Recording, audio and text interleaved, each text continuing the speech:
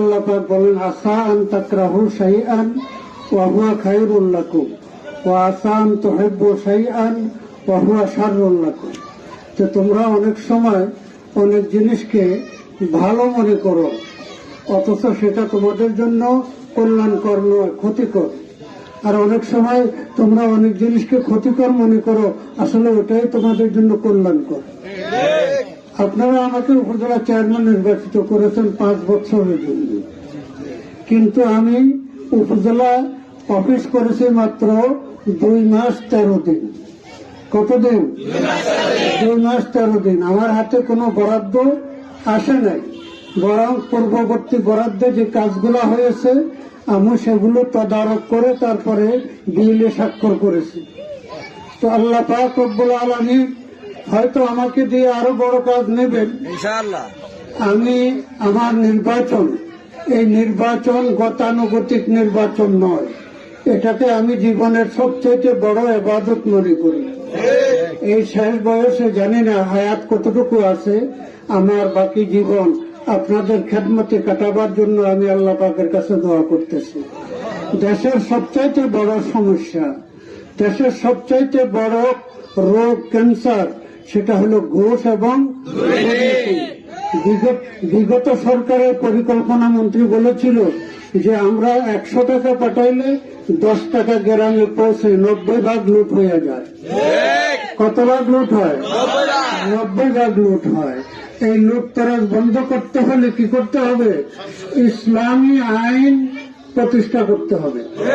বেশি আইন লাগবে না, শুধু একটা আইন প্রতিষ্ঠা যদি করা হয়, কোরআনে কারিমে আল্লাহ তাআলা বলছেন আস-সারিকু ওয়াস-সারিকাতু ফাকতাউ আইদিয়াহুমা, যে চুরি করবে সে পুরুষ হোক অথবা মহিলা হোক, সে নেতা হোক অথবা নেত্রী হোক, তার হাত কেটে দাও। কবজা পর্যন্ত 1 হাত কাটা হবে। এটা কার আইন?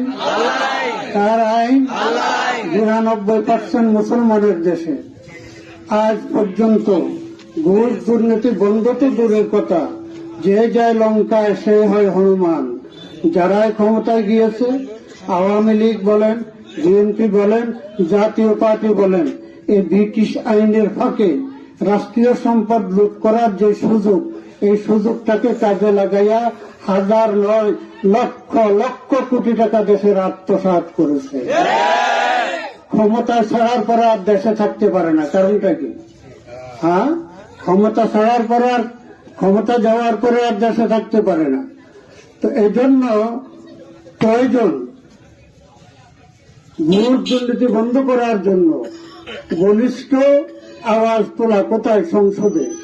ইনশাআল্লাহ আমি একা 100, আমি একা 100। কারণ আমি দেশের পক্ষে কথা বলবো, ঘুষ দুর্নীতির বিরুদ্ধে কথা বলবো।